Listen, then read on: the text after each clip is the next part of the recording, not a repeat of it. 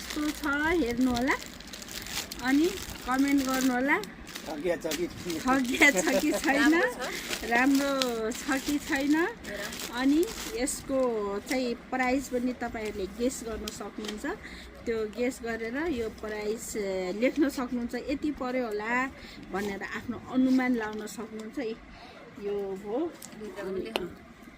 यो छ आमानी यो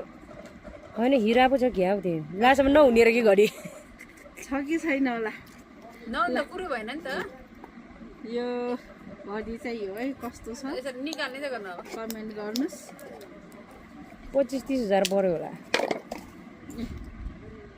यो चाहिँ यति सानो घडी छ यत्रो मिहिनेत गर्नलाई कम्ती 50,000 घडी हुन्छ धेरै राम्रो कति जति पर्यो होला साथीहरु गेस गर्नु अनि त्यसको प्राइस लेख्नु है मैले चाहिँ 5 रुपैयाँ पर्यो भन्छु के र तर मैले यति मिहिनेत गरे चाहिँ कम्ती 50,000 भन्दा कमको घडी यो कम्पनीको है यहाँ हेर्नु त्यो प्राइस देखेन यसको दाम देखाइ कति पर्यो होला साथीहरु गेस गर्नु होला यो चाहिँ सुनसरी भाडा पसलको हो नि फेरि मेरो हैन यहाँको मेरो अनुहार छ कि छैन यस्तै गरी लाउने अनुहार अहिलेको घडी पनि अनुहारले लाने हो कस्ता कुरा हुन्छ नि गर्छ त महँगो सस्तो बेकार अनुहार हेरिनु हो घडी लाने अनुहार अहिले खाउला कुटाइ हेर्न जाने रहेछ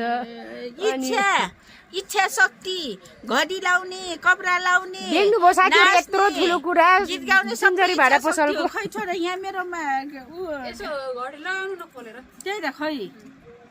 कस्तो छ साथीहरु है हातमा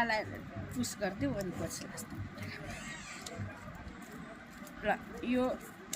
चाहिँ घडी मैले भने जस्तै रहेछ मिल्दैन होला हौ के मिल्छ होला कान पर्दैन होला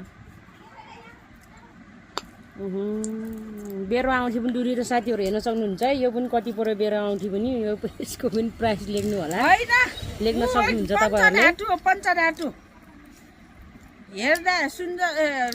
के रे यो घडी नि पञ्चदार सुनभन्दा कम छैन हराएमा डर छैन यो त्यस्तो गफ नाम जाति बेटे रे हैन बारे यो चान्चुने 15 लाख जतिको हो यो घाँटीको के नभए पनि 1.5 लाखको छ